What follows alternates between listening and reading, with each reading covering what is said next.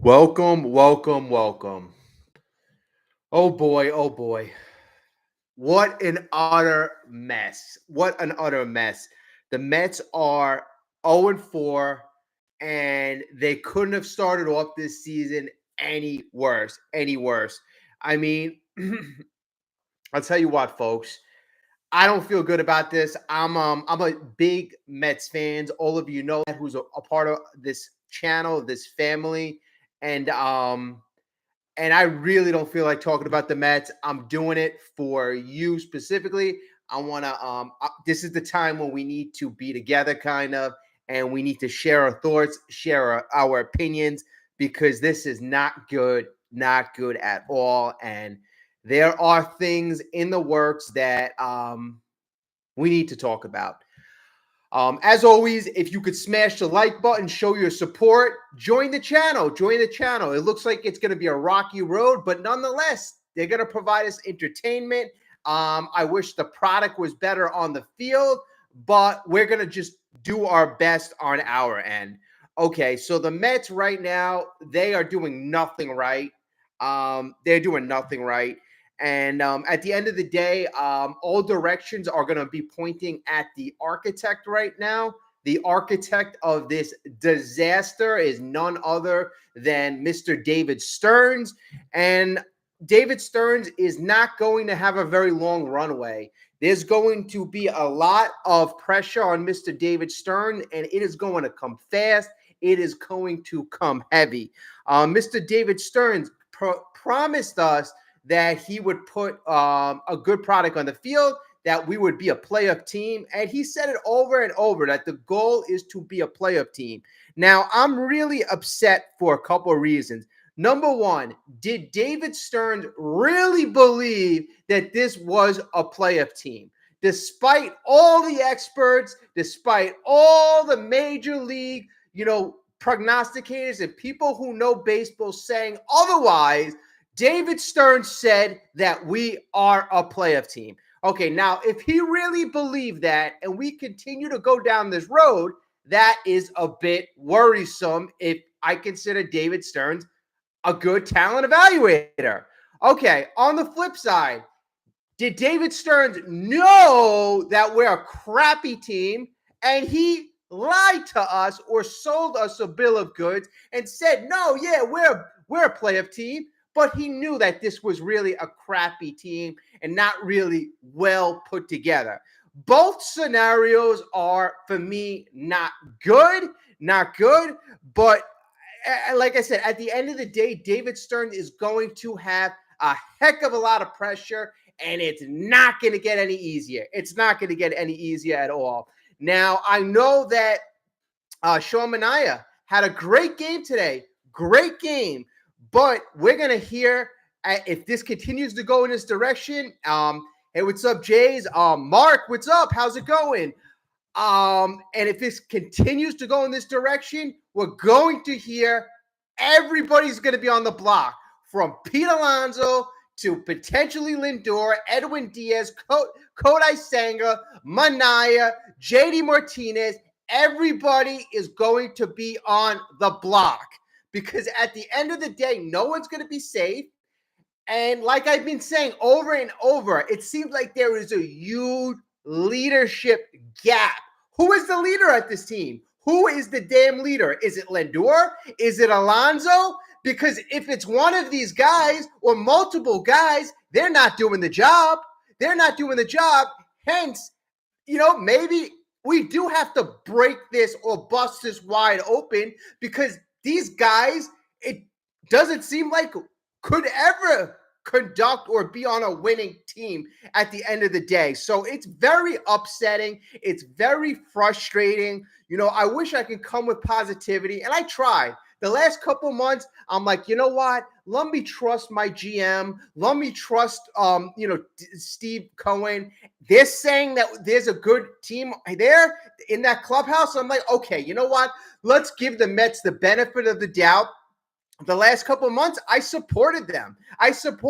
Despite having doubts. I'm like, okay, they know what they're doing. They're the experts. Let me support them. Thus far, it has been a disaster. The one thing that I thought I could count on was that we would pitch decent and have great defense. Steve Cohen, before the season even started, said, you know what? We're going to have great defense. We're going to be fast. We got young players coming up. And you know what? It sounded exciting. It sounded good, but we are playing bad defense. And even though the errors aren't as many on paper, we are just playing bad, missing cutoffs. Guys aren't in the right position. We're not making plays that we should make on an elite level. We are bottom line finding ways to lose. And that is the definition of a bad baseball team. And it's only 4 games, and you hear it in the clubhouse.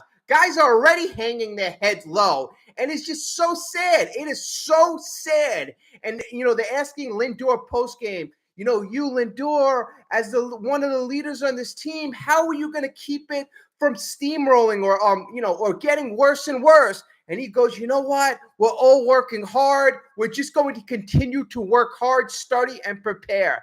I don't think this is a prepared team. It doesn't look like a prepared team. I don't care what they're selling us. It's not a prepared team. And who do I blame?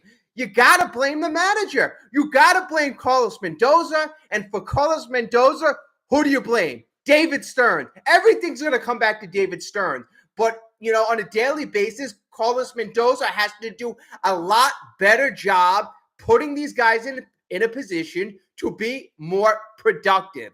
Okay, we got so many things to talk about, so many problems right now.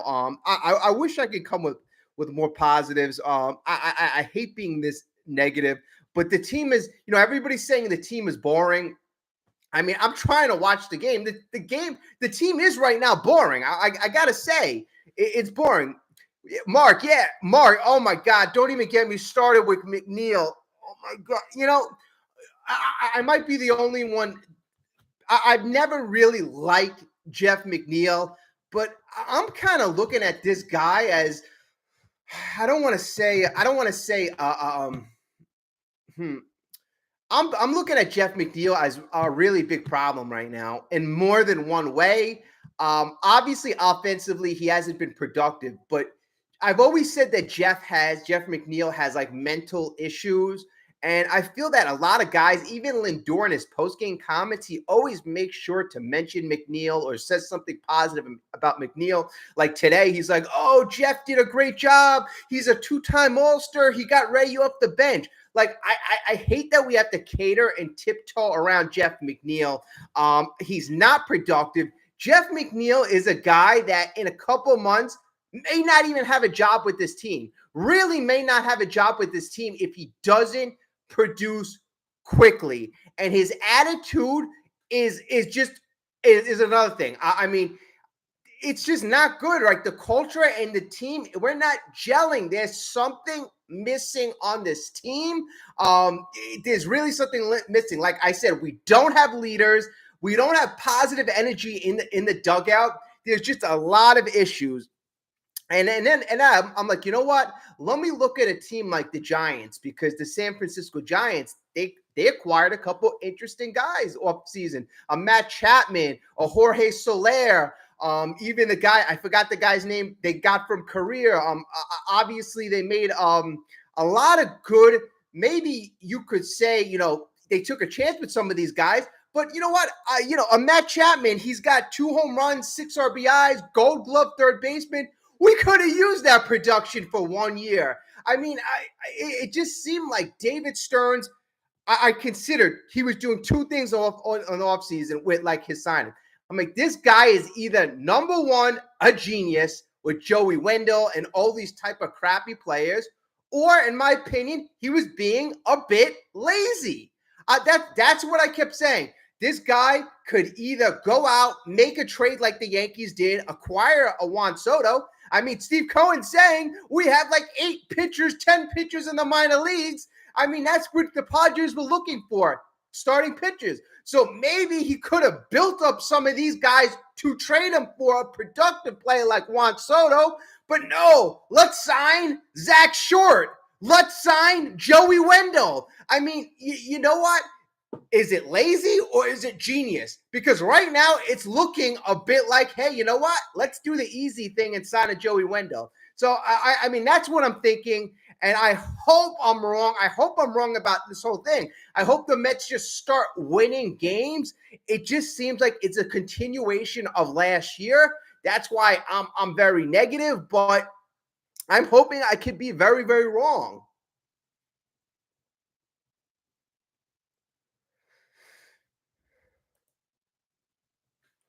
Hey Lou. You know what? Yeah, honestly, a guy like Carlos Beltran, I would absolutely want a guy like Carlos Beltran as manager over a Mendoza. Like, I wasn't happy about the Mendoza hiring at all. Like, I was a guy that I'm like, okay, Buck had a raw deal. I would have actually stick with Buck. But if you're going to replace him, if Stearns wants to bring in his own guy, a guy like Carlos Beltran, who has gravitas, who's a potential future Hall of Famer, a potential Mets Hall of Famer, I would have definitely loved that move. And I think the players would have gravitated around him. And we know Carlos Beltran has been around a lot of winning teams. You know, obviously the Houston Astros in 2017. Carlos Beltran is a guy I would have loved to see him as a Mets manager, but we decided to go in a different direction. We decided to go after Mendoza. And I mean, he might have done great with the Yankees. I just think we're going to see time and time again, this guy is going to be in over his head. He hasn't impressed me one bit. I don't like his moves at all. I don't like that he seems to cater to the veterans. We need wins right now. We need wins. The first game of the year, I mentioned this the other day, he talked about not pinch hitting for Bader late in the game because he's like, you know what? He's my starting center fielder, and it's only the first game of the season. I don't care if it's game 1, game 2, game 3, game 4. We haven't won a game. We haven't won one game. So if you have a chance to win a game, it doesn't matter if it's game 1 or game 162. You have to have that attitude. And it doesn't look like Mendoza has that attitude, which is really, really worrisome, extremely worrisome. So if my math is right, we played 4 games. 4 games, we scored 8 runs. So we're averaging, big math here, 2 runs a game, and we've surrendered 19 runs. So we're minus 11. We're minus 11 in the plus minus category. And even worse, like I mentioned right off the bat, we are batting 188. So that is literally the 4th worst start of all time in our Mets history. So it's just right now very sad. Very sad. I mean, I would love if we had like a guy like, you see what Juan Soto's doing with the Yankees? One move like that, one move could change the culture, change the dynamic in the lineup. Now, I know we got a JD Martinez coming, but we have so many more problems than JD Martinez right now. And I don't know. I'm just like grabbing at straws right here because I'm at a loss for words. This is not what I expected. This is really not what I expected, in large part because of what we were told. And I tend to believe a David Stearns who has credibility. And at the end of the day, and I've told this to folks, the Milwaukee Brewers, they look like a darn good baseball team. They pitch, they hit, they're fast. And like I said the other night, that's the team that David Stearns just built. A Jackson Chourio, he's the number 2 prospect or number 1 prospect in all of baseball. That's a guy that David Stearns acquired. So, is it something David Stearns could do down the road, year 2024? I mean, 2025, 2026? Yes, but this year we were supposed to win. And would I say there's going to be things brewing, a crisis? I could foresee something because Steve Cohen said in the media that he has no problem spending over the luxury tax point.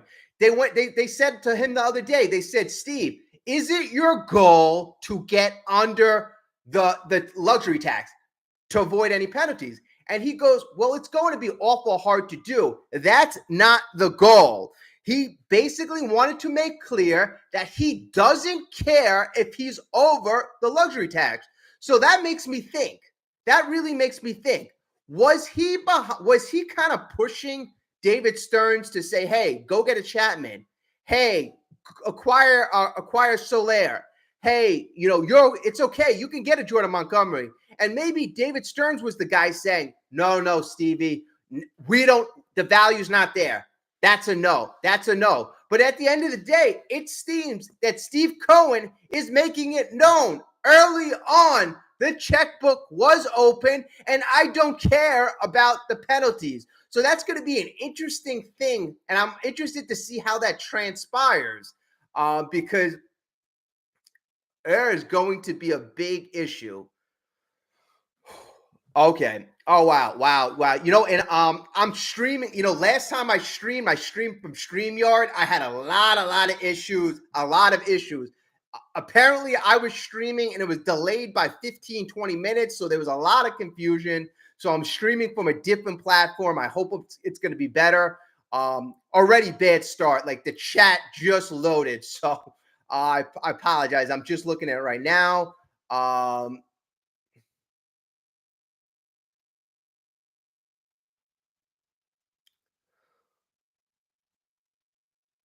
Okay, like one of our very good members, Slitter. It's only been 4 games. These have been some of the worst games. The worst game. If we've had any life, if we show any signs of life, I will jump on it. Besides Francisco Alvarez, maybe Pete Alonso, Sean Manaea today, where is the life?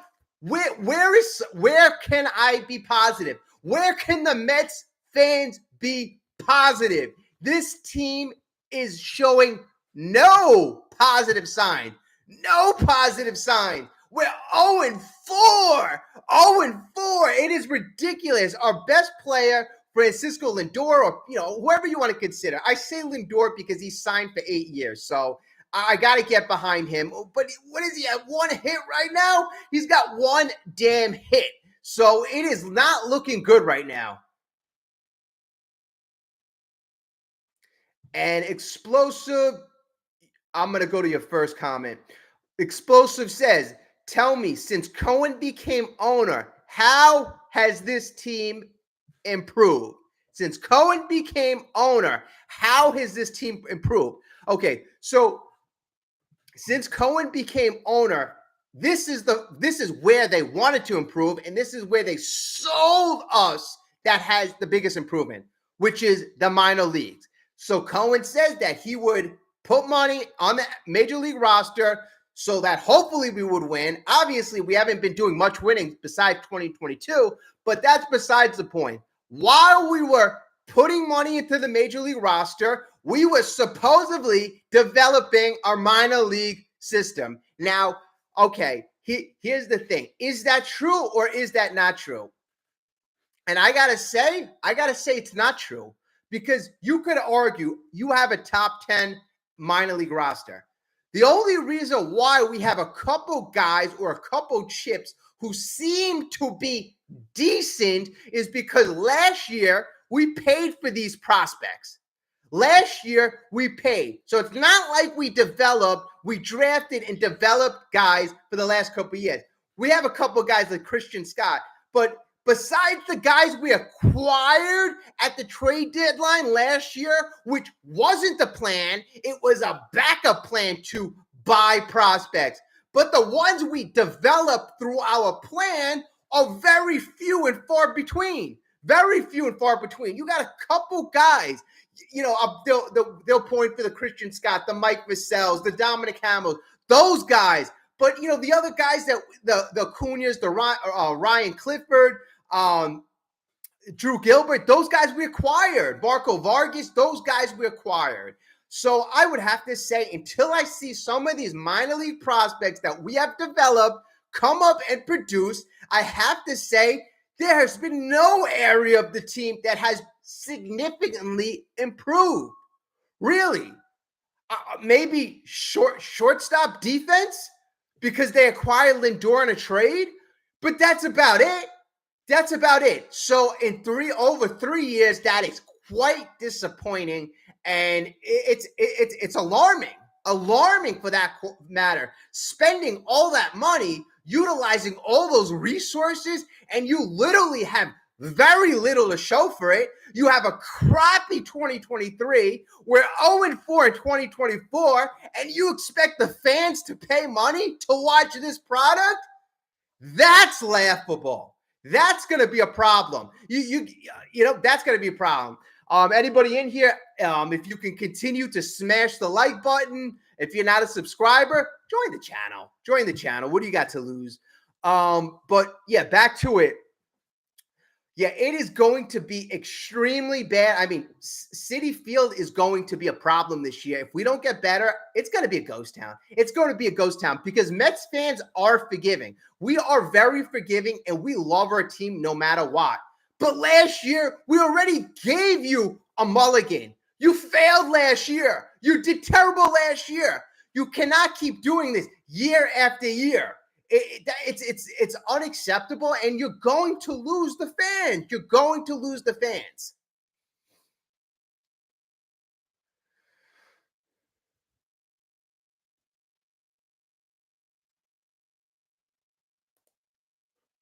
Jay, yep, we'll be 0-20 by the time JD shows up. Well, I mean, hopefully he's not going to take him 20 games, but it would be awful Mets-like if it would take him. He's supposedly going to be ready very, very soon. And I mean, honestly, he can't be any worse. I know he's doing this so JD Martinez is trying to build himself up so he doesn't get hurt, but I mean, anything to help the club right now.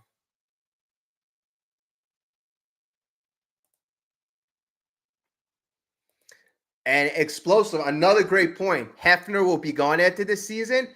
You know what? If this starts to spiral, I know Mendoza's a rookie manager, but everybody's got to be on the chopping block. Everybody's got to be on the chopping block. If this is going to be a historically bad season, you still got to remember this. We're investing resources. We still have a top. We're either number 1 or 2 in payroll. I think we're number 1, even though we have a bunch of dead money. We still have upwards of close to $300 million on this payroll. And if we can't, if we have a bad season with that type of payroll, oh my God.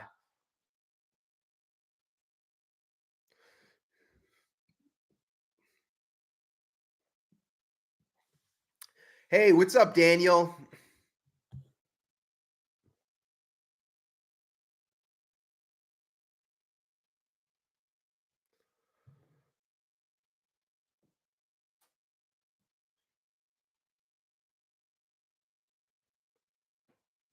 Okay. All right. Whew. Like I said, I was not expecting this. This 0-4 start and the way we're 0-4, we're not really in these games. We're not really in these games. If you really think about it, the first game we lost 3-1. It was rough. We were one hit. You can't winning getting one hit. The second game, we lost 7-6, but that's only because Beatty hit a 3-run homer and Pete Alonso hit a homer in the ninth inning to make it that close. So that game wasn't close. Then it was 4-1, our last game versus the Brewers. That didn't really feel close. I guess the only game that really felt winnable was kind of today. And then we had the 10th inning, and it was basically over. It was over. And that's the thing. When you have a bad team, if anything small goes wrong, we're done. We're done. Good teams overcome little things, big things. Good teams find ways to win. Bad teams find ways to lose. I mean, that's the old saying, but it's true. It's true. We're going to find ways to lose until we turn this around.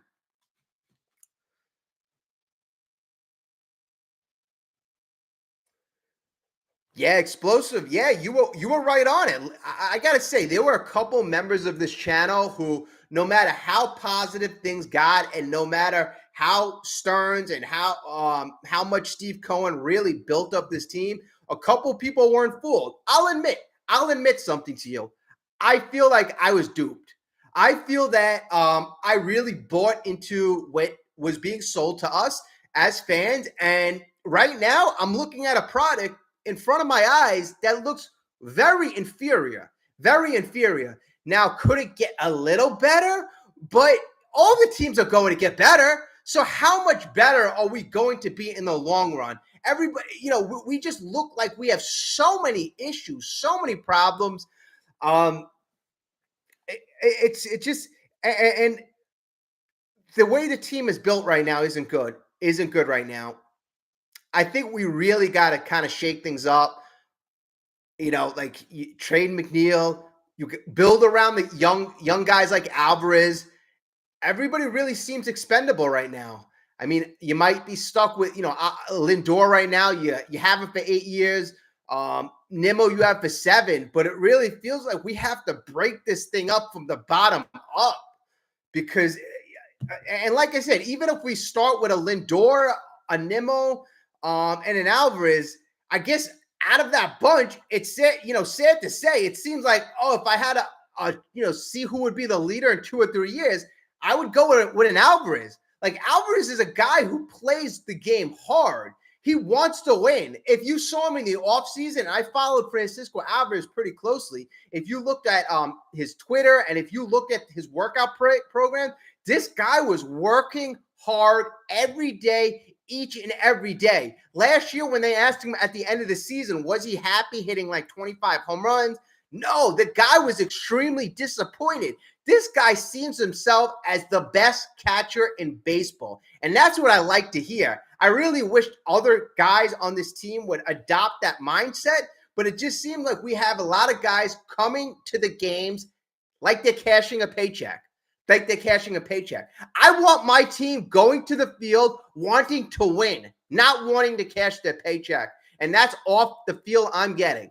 A couple years ago, I remember watching the Yankees, and I remember getting that feel. Now, unfortunately, if I turn on the Yankees, it seems like they're more exciting, and my team has that kind of cashing the check feel, which I hope we turn around very, very soon.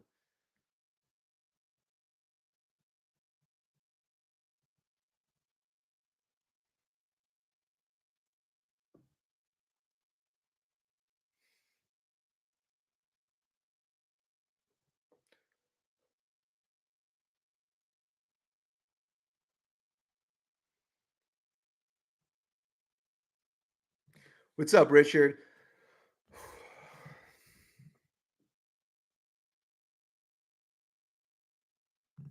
Richard, that's a good point. And this is going to go back to Vientos. And I kind of get why Vientos was pissed off when he was sent down. Vientos was probably like, are you kidding me? I can't make this team? Zach Short, he's not better than me. Joey Wendell, he's not better than me. He's probably looking at 4 or 5 guys and saying, they're not better than me. Why the hell are you sending me down? And at this point, even though I understand what the Mets are doing, I got to agree with the kid. I don't know how he reacted. He might have reacted in a way where he felt he was immature and they sent him right down. But, we could use that youth. We could use that power, that pop. I don't know. And that goes back to leadership again. Like I said, what the hell is Stearns and Mendoza doing? They seem like bad leaders. I'm looking for leadership in my clubhouse. But first, I'm looking for leadership in this organization.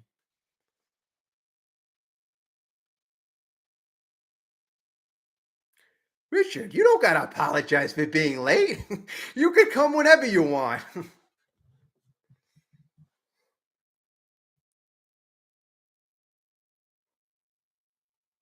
Robbie, what's going on? All right, Robbie, you might be you and Explosive might be the only 2 guys I spoke to in the offseason that were right. That, at least that said it to me. because it seems like this season right now, at least the way we've started off a season that looks like it could possibly be a disaster. I hope not. I don't. It's just hard for me to see with all the amount of money, and we have some good players. We have good players. Like I'll never understand one thing. Like Lindor, before Lindor came here, he was a 285 batter. He batted 285 in Cleveland. He comes here and he's batting around 254. So I just don't understand why some guys they're just so super unproductive. We paid Lindor $341 million.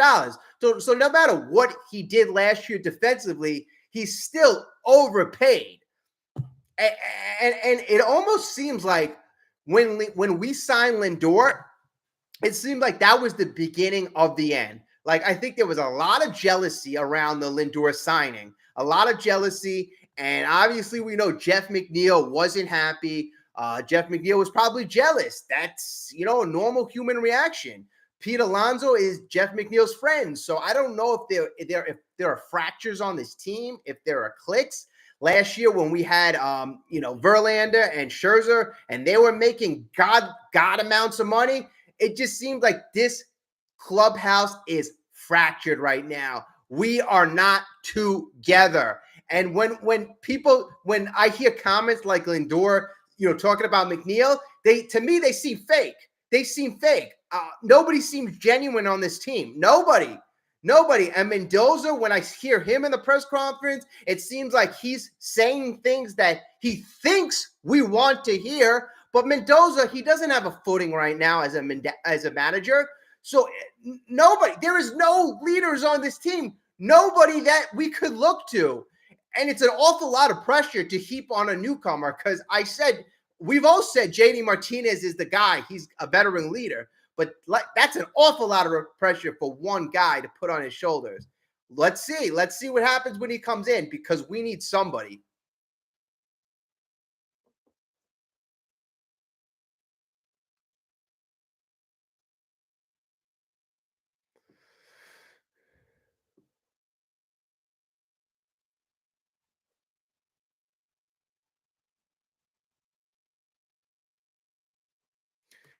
Yeah, Robbie. See, I agree with you. This should have been kind of marketed as a rebuilding year, but Stearns, that's not what he said to us. He said that we are competing for a playoff spot. And the more interviews he went on, and like I said, he could have just been BSing us. He could have been just saying what we want to hear. But, a guy like Cashman across town, he's always been truthful. So I expected our president, / general manager to be truthful. So I'm guessing maybe they weren't, because there's no way David Stearns could think that this is a good baseball team. There's no way he thought that filling out the last couple roster spots with Zach Short and Joey Wendell was the best that we could do. There's just no way. There's no way.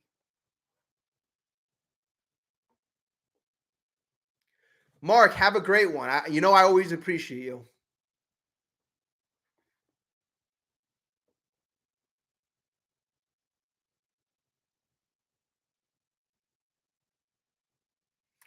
And okay. And you could, Robbie, you always bring up excellent points. You could say we're not going to stress this year, right? You could say we're not going to stress this year. That's fine. We're going to just be rebuilding. But at the end of the day, we need to see tangible progress, right? So we need to see players get better, like Alvarez, Beatty, Vientos. When the young pitchers come up, we need to see Christian Scott be productive. Mike Vassell, Dominic Hamill. If we have 3 or 4 pitchers from our minor league come up and they show us that they could be major league ball players, that's great. That'll save us a lot of money from signing pitchers next year, right? So first of all, we need to have tangible progress. Number 2, we need to show that the team and organization is moving in the right direction so that we can attract free agents. I thought that's what it was about. We need to make this place a destination. If we make this, more or less like, like basically a bottom of the pit organization, how are we ever going to acquire a guy a caliber of like a Juan Soto, right? You know, my hope was for us to have an exciting season, maybe win close to 90 games, right? And then you have like attractive free agents, like maybe a Juan Soto, maybe a Max Fried. You never know. Let's just say upper echelon players. You prove to them that if we add you, meaning a Juan Soto, we're going to be that playoff team or 100-win team. But if we win mid-70s right now, we're not going to be really moving in that right direction. We won 75 games last year. Where are we now? We're nowhere.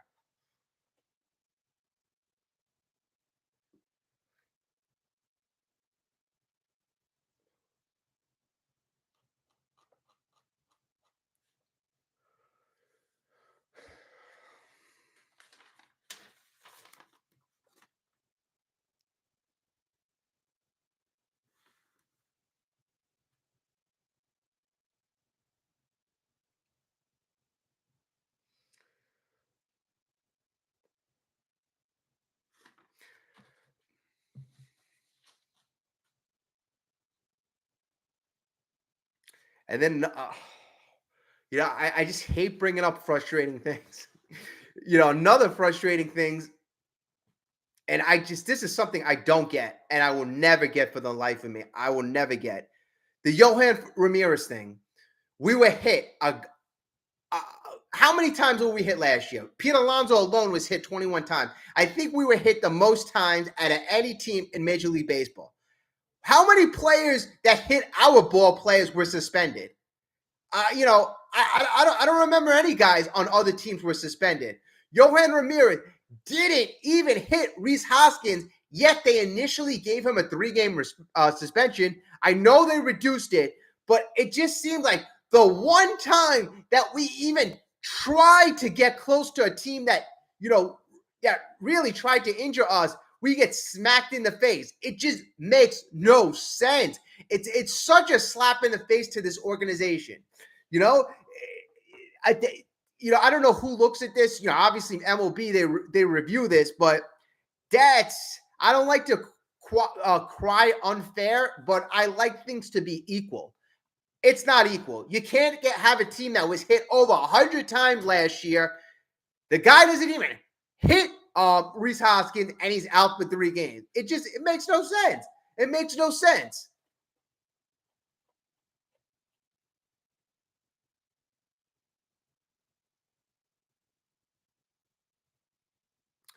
Lou, good point.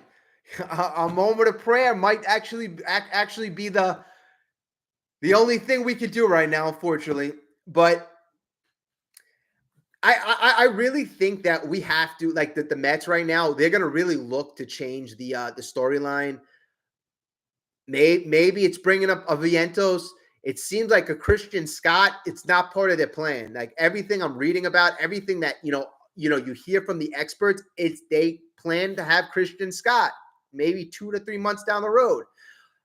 So it doesn't really seem like that's going to be the move. But in the next couple of days, if we had a Mark Vientos, if we add a JD Martinez, obviously those guys are players that we could add. There's also free agents out there that we could add. This team really needs new energy. We really need new momentum because it is really kind of sad. It is really sad. But all right, folks, I just wanted to check in really quick with you all. I got to get ready for work in the morning, but on your way out, hit that like button. We're going to probably have another live stream tomorrow. Hopefully we're going to win. I think it's going to rain, but we'll see what happens. Have a great night. Now I got to say it. I haven't said this in so long. Can't get any worse, but it probably will. That's what I was saying all last year when we kept losing, but it seems like we're going down that road. All right, guys. Robbie, Richard, Explosive, Mark, Lou, everybody, have a great night. Thank you for the conversation. I appreciate you, each and every one of you. I will speak to you very, very soon. Everyone, take care. Have a good night.